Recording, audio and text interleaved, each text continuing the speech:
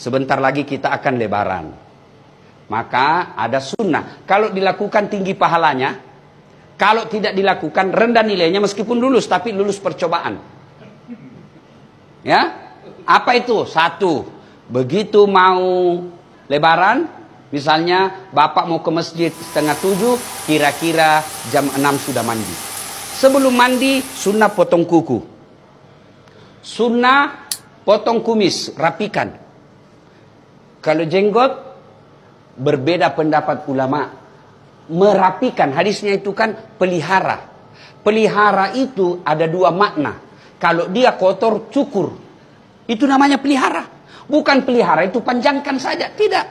Kalau dia jelek, apalagi bapak sebagai polisi, berjenggot panjang, jenggot Pancasila yang 17 lembar, lebih rapi kalau bapak cukur sekalian.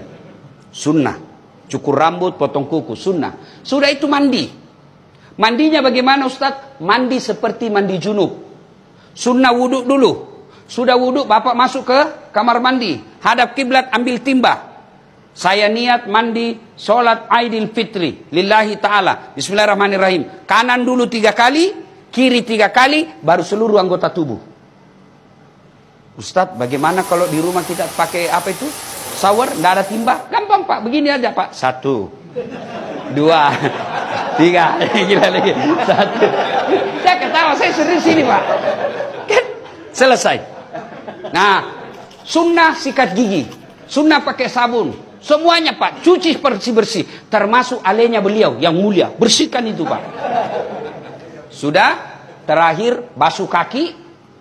Kalau bapak tidak kencing lagi setelah basuh kaki, bapak tidak usah wudhu, sudah itu gantinya. Tapi kalau mau lagi merasa tenang, ndak nyaman rasanya kalau saya tidak wudhu, silahkan wudhu lagi. Sudah wudhu, berpakaian. Sunnah berpakaian yang indah. Itu perintah surah Al-Jum'ah. Pakaian yang indah bukan yang mahal. Pakaian yang indah itu halal, bersih, suci. Dan sunnah pakai putih.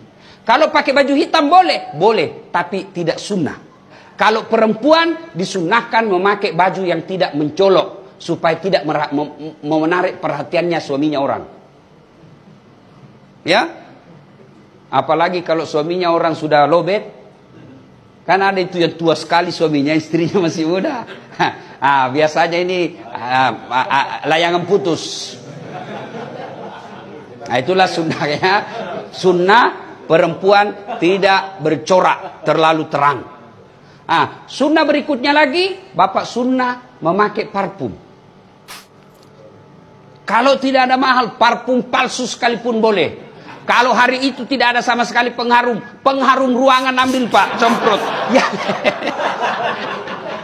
Sunnah memakai wangi-wangian. Tidak ditentukan parfum, pakai wangi-wangian. Kalau dengan pengharum ruangan sudah wangi, itu sudah sunnah.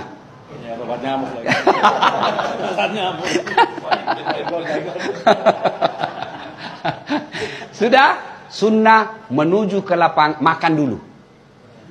Sunnah itu bedanya Idul Kurban.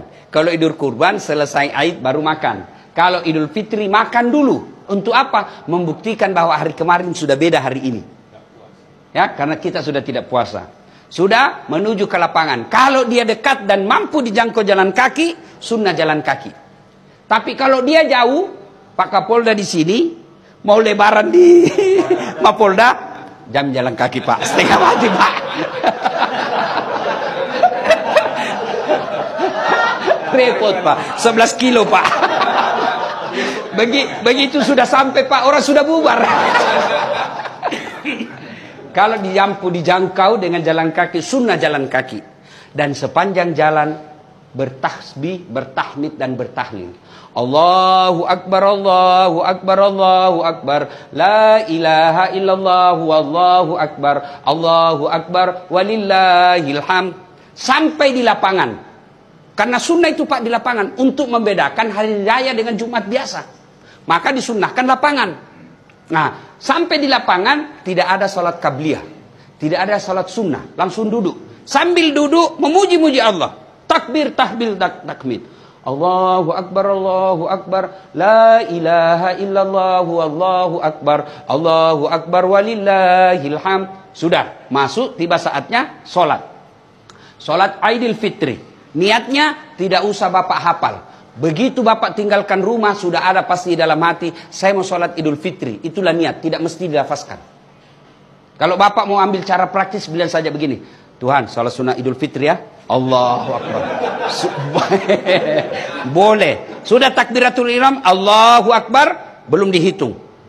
Baru baca subhanallah walhamdulillah wala ilaha illallah wallahu akbar. Allahu Akbar sampai 7 kali. Nah, sudah baca seterusnya seperti sholat. Kalau tidak hafal itu, diam saja, ikuti imam. Selesai. Selesai. Kemudian Idul Fitri ada khutbah. Wajib diikuti khutbah. Banyak orang selesai sholat dia pulang. Itu sama hukumnya dia sholat duhur cuma 2 rakaat. Jadi sempurnakan dengan mendengar khutbah. Selesai khutbah berdiri, kita berjabat tangan saling mendoakan.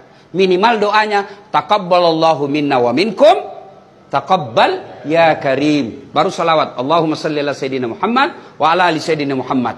Kemudian jangan lupa kantong isi uang baru. Isi uang baru Pak. Mau uang 5.000, uang 20.000, sepanjang jalan Bapak bersedekah. Cari orang-orang susah. Tujuannya apa? Tidak boleh pada hari raya ada orang tidak bergembira gara-gara tidak ada uangnya. Gembirakan mereka. Lalu pulang, sunnah beda jalan pergi, beda juga jalan pulang. Waktu pergi jalan perintis kemerdekaan, waktu pulang tol. Sunnah. Nah, selesai itu silahkan datangi orang tua. Nah, setelah itu baru kita bersilaturahmi kepada orang-orang yang pernah kita musuhi. Itu yang paling penting.